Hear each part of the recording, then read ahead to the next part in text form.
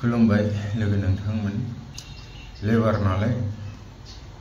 सानसुनि ओंखाम जानानै दान्दिसे रेस्ट लाबाय। ओंखाम जानाय नुथायखौथ' नोंथांमोना नुखादों।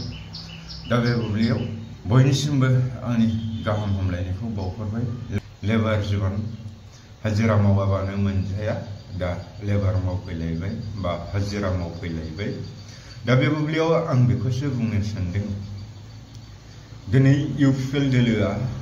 गावसोरनि बेरेखा खोथा बुङोब्ला बा नंगौखौ जुक्ति दैखाङोब्ला, नंगुबै खोथाखौ सोरबा बुंफ्लंनानै होयोब्ला बेबायदिनो बिथांमोना लाजिनानै केस होनाय हुदा दङ। बेबायदिनो आं गोबां नुबोबाय थादों। दिनै दावराव देख्रेब नार्जारी सार बिथांखौ हाग्रा बिफाननि EM फेरेंगा बसुमतारी बिथाङा केस फाइल खालामनो नागिरनाय, बेफोरखौ ससियेल मिडियानि गेजेरजों नुदों। आरो एनिथिं MJ बिथांखौबो मानिबा थाखाय FIR होबाय होननानै खोनादों। बिथांनि एनिथिं MJ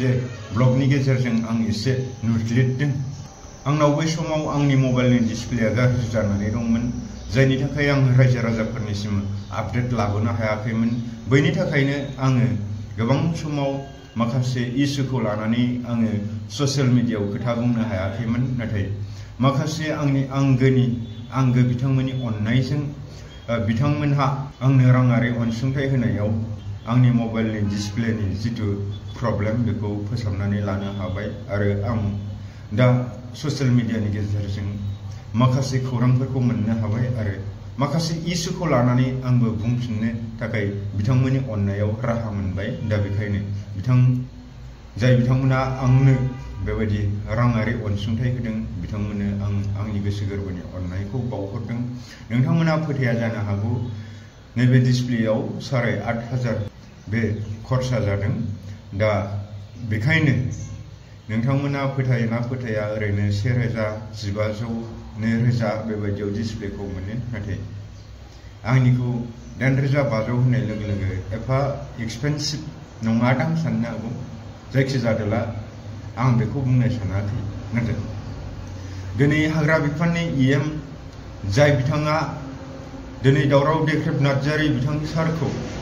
गावसोरनि हेंथायै खोथा बुंनायनि थाखाय केस फाइल खालामगोन होननानै बुंदों। जानो हागौ बिथाङा दावराव देख्रेब नार्जारी बिथांनि बिगुमै खाम्फा बरगयारिखौ लांनो हानायखाय दावराव देख्रेब नार्जारी बिथांखौबो बेबायदिनो सिगि सग' खालामनानै इउपिपिएल दोलोआव लांनो हागोन सानदों खोमा। नाथाय बैफोर नोंथांमोननि साननाया सिमाङावसो जानानै थागोन। जेरै आकाश सेसापानि दालिले होनलाया बा असमियाफोरा बेबायदि जागोन। दावराव देख्रेब नार्जारी बिथांखौ नोंथांमोना हाजारखि सिगियाबानो बे नेबारबो नोंसोरनि इउपिपिएल दोलोआव थाङा। मानो थाङा? नोंथांमोना जाय बिथांमोनखौ नोंथांमोना माखासे खायदा कौशल खालामनानै फासायनानै 3 दान जेलाव सोनानै दोनबाय, जोबथेसालियाव सोनानै दोनबाय, बिथां बिक्रम दैमारी, दावराव देख्रेब नार्जारी आरो जाय बिथां हितेश बसुमतारी बिथाङा दा इउपिपिएलनि कामान्डार जाहैबाय, बेबायदि पस्ट मोनदों ना मादों होनना खोनादों। दा बै समाव नोंथांमोना बिथांमोनखौ नंखायै दाय साजायनानै जोबथेसालियाव 3 दान टटेल 90 days जोबथेसालियाव सोनानै दोनहैबाय। दा बेबायदि 3 दान गोबाव सान 90 सान जोबथेसालियाव थानांनानै बिथाङा सहायनानै फैखानाय, नोंथांमोना हाजारखि केस फाइल खालामगोन मागोन होनबाबो बिथांमोना इउपिपिएल दोलोआव थाङा। देट मिन्स सिगि सग' खालामनानै नोंथांमोना इउपिपिएल दोलोआव लांनो हाया। नोंथांमोना गोबां समाव गोबां जोंनि बर' लाइमोन सेंग्रा सिख्ला, जोंनि माखासे बर' हारिनि इन्टेलेक्चुयेल बिथांमोनखौ नोंथांमोना जोबथेसालियाव सोरखौबा दोनथाराखैब्लाबो FIR होनानै कर्ट कासारि गाबोबाय थादों। दिनै इउपिपिएलआ 2020 मायथाइनि उननिफ्राय BTCआव सासन खालामनायनि गेजेरजों गोबां बर' सेंग्रा सिख्ला लाइमोनफोरा बेबायदिनो कर्ट कासारि गानांदों। बेखायनो आं बुंदों, इउपिपिएल दोलोआ मोनसे केस होग्रा पलिटिकेल पार्टि। मिथिबाय? बिसोर केस होनोल' रोंगौ। दा ओमफ्राय मा होननानै बुंदों? राकेशआ मा होननानै बुंदों? BPFआ सोरबा बेदर गेसाव जाग्रा कम्पानिजों गोरोबनानै बर' हारिखौ फानबाय, बेबायदि बुंलायबाय। Cela नोंथ' बुंदोंमोनलै बारग' डिपुटि चिफखौ बेदर गेसाव जाग्रा होनना बेखौ मानो लांखो नोंसिनि पार्टिया एफाग्राब जेनुइन बा एफाग्राब गोथार बा एफाग्राब हलिनेसब्ला अब्ला मानो लांखो बेदर गेसाव जाग्राखौ आरो जौ जुवा गेलेग्रा जौ फाग्ला जुवा फाग्ला बिपिएफ सापर्टारफोरखौ नोंथांमोना मानो लांबाय थादों एफा गोथार मोनसे पलिटिकेल पार्टिया अब्ला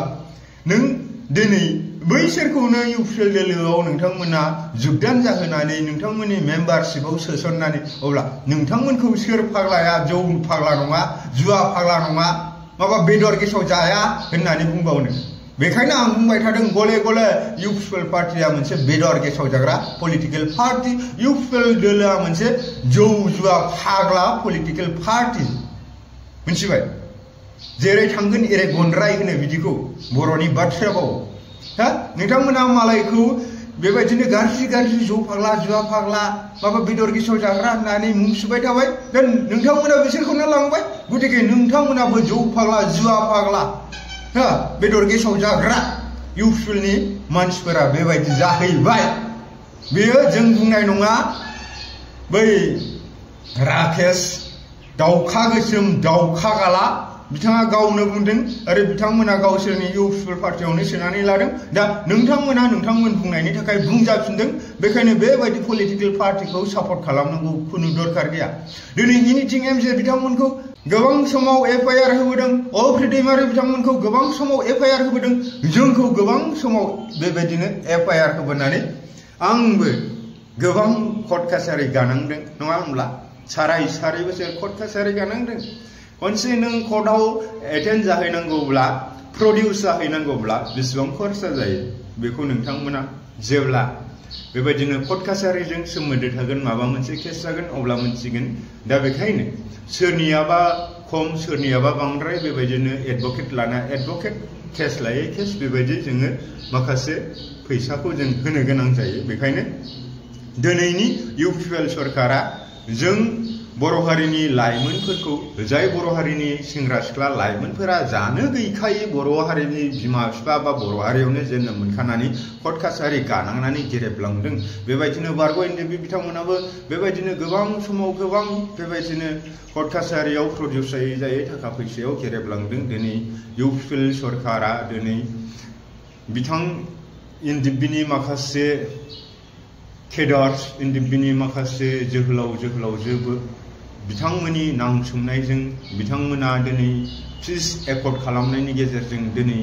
इउपिएल सरकारनि दैदेनगिरि प्रमद बर' खुगायावल' गोदै गोसो सिङाव जेबोआनो गैया बेबायदि मानसिया दिनै बिटिसिखौ सासन खालामनो मोननानै बिटिसिखौ थेर बेथेर लं थं खालामनानै गालांबाय बिटिसिनि जौगाखानायखौ गैयै खालामबाय दा बिथांमोना मा खालामदों बिथांमोना खुगायावल' बुंबाय थादों दा खाम्फाया बिथांमोनजों थांनाय लोगो लोगो मा होननानै बुंदों इउपिएलआ सरकार दानोब्ला सोरनिबा सहाय नांगोन होननानै बुंनांदों दिनै बिपिएफ हिसाबै जोंहा गिनांगौ गैया दिनै बिपिएफखौ सहाय खालामनो नब कुमार सरनिया बिथांनि जिएसपि पलिटिकेल पार्टिया अलरेडि बिपिएफखौ सापर्ट खालामगोन होननानै खोथा बुंगासिनो दं मानो बुंगासिनो दं दिनै बिपिएफ दोलोआ पलिटिकेल पार्टिब्लाबो बिटिसि सरकाराव गैया थेवब्लाबो दिनै सरकाराव गैयै मोनसे पलिटिकेल पार्टिखौ सहाय होनो होननानै मानो बुंदों नङाब्ला जिएसपिआ नैबे सोलिबाय थानाय बिटिसिनि जिथु क'आलिसन सरकार इउपिएल बिजेपि आरो जिएसपि बिथांमोना जथायै बिटिसिखौ सामलायगासिनो दं दिनै बे बिथां नब कुमार सरनियाया दिनै जिएसपिनि सासे आफादगिरि जानानै बिटिसिखौ सामलायबाय थानाय सरकारजों थाखानानैबो मानो बिपिएफखौ सहाय खालामगोन बिपिएफजों एलायन्स जागोन होननानै बुंदों दैट मिन्स इउपिएलआ मोजां खामानि मावाखै प्रमद बर'आ मोजां खामानि मावाखै खुगायाव बुंनाय बायदि जेबो खामानि मावाखै बेखायनो आं बुंदों दिनै बिपिएफ सापर्टार नोंथांमोना गिनो खुनु बाथ्रा गैया जिंगासिनांगौनि बाथ्रा गैया आं दं नोंथांमोना जितु हप एन्ड एसपिरेशनखौ लानानै दिनैसिमबो बिपिएफ पलिटिकेल पार्टिखौ सहाय खालामदों हाग्रामा महिलारि बिथांनि दैदेननायखौ नांसिनगौ होननानै नोंथांमोना खुथार दिनै 5 बोसोर गोसो हमथानानै थाबोदों आं नोंथांमोननो गोसो गोरबोनि गोजोननायखौ बावहरगोन आरो आं नोंथांमोननो इन्सुरेन्स होनो हायो बिपिएफ पलिटिकेल पार्टिया देरहागोन होननानै आं खोथा होनो हायो बे जोंनि खोथाया नेबारबो दैयाव थाङा जों फेरेंगानि बायदि आं बि नखरफोरनि साफ्रोमबो मोनफ्रोमबो नखरनि साफा साफा सुबुंनो आं साकरि होगोन होननानै इन्सुरेन्स होफ्लानाय बायदि जोंनि इन्सुरेन्सआ नङा जोङो नंगौखौ बुङो जों बिपिएफ पलिटिकेल पार्टिया 2025 मायथाइनि बिटिसि बिसायख'थिनि गेजेरजों देरहागोन 100% देरहागोन बेखायनो जों बुंदों बिपिएफ पार्टि अराय सम हाग्रामा महिलारि बिथां बायदि दैदेनगिरि अराय सम थांनानै थाबाय थाथों जोंनो नांगौ गोग्गो खुंथाय गोग्गो गोसोनि सासे दैदेनगिरि आरो बे हाग्रामा महिलारि बिथां बायदि सासे दैदेनगिरिखौ जों अराय सम सहाय आरो मदद खालामनानै बिटिसिखौ दैदेननायजों लोगोसे समग्र बुहुमावनो थानाय बर' हारिखौ जोङो जेरैखि जाया बर'नि राव हारिमु आसार खान्थि बेबायदिनो बायदि बायदि बिथिंजों जोङो बर' हारिखौ गाबथा होनो थाखाय जों बिटिसिनि गेजेरजोंनो सासन खालामहोनांगोन न' डाउट जों बिटिसिआव हाबथारनांगौ बे नङा नाथाय बिटिसिनि जाय बर'नि माखासे दैदेनगिरिफोरा साहित्य सभानि गेजेरजों आबसुनि गेजेरजों मोजां मोनसे मावथांखि लानानै बर' हारिनि थामोनथा रैखाथि आरो बर' हारिखौ अराय सम फोथांना लाखिनो थाखाय खामानि मावनायाव जोङो माखासे फाइनान्सियेल जोंनो सापर्ट नांगौखाय जों बिटिसिनिफ्राय मोननो हागोन नाथाय प्रमद बर' बायदि नंबां जाबां थगायस्ला जिगाब बुन्था लिदारजों जों मोननो हाया जोंनो नांगौ हाग्रामा महिलारि बायदि सासे गोग्गो गोसोनि दैदेनगिरि हाग्रामा महिलारि बिथां बायदि दैदेनगिरिखौ जों अराय सम सापर्ट खालामनांगोन बेखौनो जों बुङो दिनै बिथांमोना केस होनानै सोरखौबा सिगि सग' खालामनानै सोरनिबा नंगुबै गोसोनि राव गोसोनिफ्राय ओंखारनाय जिथु राव समाज फोसाबनायाव बा बै बिथांनि गेजेरजों दिनै माखासे समाजनि बेले बेजे नुजाथिनायखौ सुस्रांनो होननानै जाय बिथांमोना बिथांमोननि माखासे आन्दोआव मावखुमानाय बिथांमोना जेरै जेबोखौनो मावनो हायाखै खुगायावल' बुंबाय थानाय बैफोरखौ बुंफ्लंना होयोब्ला बै बिथांमोननि खुगाखौ मुथेनो थाखाय बिथांमोना केस होगोन माबा होगोन एफआइआर होगोन बेबायदिनो बायदि बायदि खालामनानै सिगि सग' खालामनो सानो नाथाय बेफोरखौ गिनो गोनां जेबो गैया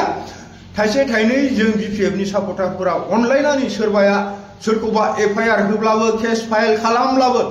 कर्टआव प्रडिउस जानो थाखाय जों थाइसे थाइनै थाखाखौ जों सहाय होलायनानै बिथांखौ जोङो न्याय मोनहोनायाव जों सापर्ट खालामनांगोन दिनै जोंखौ सिगिनानै सोरखौबा सिगिनानै सोरबाया इउपिएलनि हेंथा खोथा बुंब्ला बिथांमोनखौ केस फाइल खालामनायखौ जों रैखाथि होनांगोन मानोना इउपिएल पार्टिया जेबोखौनो मावनो हाखाथाराखै मावखायाखैबो अब्ला बिथांमोना दिनै बिटिसिनि थाखाय मोजां खामानि मावनो हायाखै बारग' एनडिपिफोरनि थाखाय मोजां खामानि मावनो हायाखै बर' हारिनि नखरफोरखौ दिनै जौगासारनायनि थाखाय खामानि मावगोन होननानै मावनो हायाखै दिनै गफुर सनितपुर बिश्वनाथखौ बिटिआरआव सोसनगोन होननानै सोसननो हायाखै बेबायदि जुदि खोथा बुङोब्लानो जुदि केस फाइल खालामजायोब्ला अब्ला बै केस फाइल खालामजाग्रा बिथांमोनखौ जों रैखाथि होनांगोन आरो जों बिथांमोनखौ जेब्ला इउपिएल सरकारा बिथांमोनखौ गावसोरनि सरकारनि दारै गावसोरनि पावारनि गेजेरजों थाखानि गेजेरजों बिथांमोनखौ माने नारदबना दोननो नागिरो अब्ला बै जाय केस होजानो नागिरनाय बिथांमोना जाहाथे बिथांमोना गोसो बाया बै बिथांमोनखौ जोङो अराय सम जों सापर्ट खालामगोन जों सहाय होगोन जेसेबां केस फाइल खालामथों जेसेबां एफआइआर होयो होथों थेवब्लाबो नों गिनो नाङा सार नों गिनो नाङा फंबाय नों गिनो नाङा आदा आदै मादै नों नंगौखौ बुंनायाव जुदि केस फाइल खालामोब्ला कर्टआव प्रडिउस जानो थाखाय थाखायै फैसायै जि नांगौ जों होजोबगोन नांगौब्ला जोंनो गुड लयार जानानै जों फाइट खालामगोन होननानै जों खोथा होनो हानांगोन जों मा रोङा जों गासिखौबो हाजोबगौ नाथाय जोंनो नांगौ खौसेथि जों थाखा फैसायाव बर' हारिया एसे गोग्लैसोनायखाय थाखा फैसानि थाखायल' जों एसे जिंगासिनांगौ नङाब्ला मा कर्ट कासारि मा जेल थाना जों लिगेल जों फाइट खालामनानै जों देरहानो हायो नंगौखौ बुंनायावनो सोरबा फेरेंगाया सोरबा राकेशा सोरबा प्रमोदा जुदि बेबायदिनो आबां जाबां केस होबाय थायोब्ला जों बेखौ सहायना थागोन नामा जोंबो लिगेलि फाइट खालामगोन जोंहाबो उकिल दं जोंहाबो एडभकेट दङ जोंबो जोंनि एडभकेटफोरखौ हमनानै जोंबो फाइट खालामगोन जों देरहागोन बेबायदि जानांगोन आरो स' बेखायनो आं बेखिनि खोथाखौ बुंहरबाय लेबार जिबन सानफायाव मोनफा बेबायदिनो भिडिअ खालामगोन खिन्थु 2025 मायथाइनि थाखाय जों जेब्लाबो जानजि खाफ्रानानै जों BPF दोलोखौ देरहाहोनांगोन बेजोंनो BTC-आ उद्धार जाफिनगोन आरो BTC-आ जेब्ला हाग्रामा महिलारि बिथांनि दैदेननायाव आखाइ मुथायाव बिथांनि खमथायाव फैफिनगोन अब्ला समग्र बुहुमनि बर'फोरखौ जोङो बिथांमोननि जायखिजाया समस्याखौ जोङो समाधान खालामनो राङै रुफायै जोंनि गियानजों जोंनि माखासे मरेलि सापर्ट खालामनानै बिथांमोनखौ माबायदि सहाय आरो सुजुग होनो हायो जों बिथांमोनखौ खैफोदनिफ्राय माबोरैहाय रैखाथि होनो हायो आरो बर' हारिनि थामोन्था आरो रैखाथिखौ अरायसम आब्रुथि गोनाङै माबोरैहाय खुंनो हायो जों बैफोरखौ मावलांनांगोन बेखायनो जों BPF दोलोखौ अरायसम सापर्ट खालामनांगोन सोरबा फेरेंगा सोरबा प्रमद सोरबा राकेश दाउखा सोरबा खाम्फामोनखौ जों केयार खालामनांगौ दरखार गैया बिथांमोना बिथांमोन बायदि थांबाय थादों दिनै बिथांमोना एफाग्राब मोजां पलिटिकेल पार्टिब्ला दिनै मानो बारग' एनडिपिफोरा गोदानै पलिटिकेल पार्टि दानो नागिरदों बेनो मोनसे गिदिर सोंथि जुदि इउपिपिएलआ BTC-खौ मोजाङै दैदेननायमोनब्ला जाय एनडिपिफोरनि थाखायनो दिनै पिस एकर्डआ 2020 मायथाइनि 27 जानुवारियाव जानानै थांबाय बिथांमोननि माखासे एनडिपिनि दैदेनगिरि आबसुनि दैदेनगिरि बिथांमोनानो दिनै BTC-खौ सासन खालामबाय थागासिनो दङ अब्ला दिनै बारग' एनडिपिफोरा मानो गोदानै पलिटिकेल पार्टि दाना मा गोनांथि दंमोन That means बेयावनो मोनथियो प्रमद बर' दैदेननाय इउपिपिएल दोलोआ बा BTC-नि सरकारा फ्लप जादों मावफुंसारनो हायाखै जाफुंसारनो हायाखै बिथांनि कमिटमेन्ट मथे जेबो जायाखै बेखायनो एप्रिल 9 एप्रिलाव फैगासिनो दं बयबो बारसे बिबार बायनोब्लाबो नोंथांमोना थाइबा 10 थाखा आर्जिनानै ला स' थेंक इउ गोजोन्थों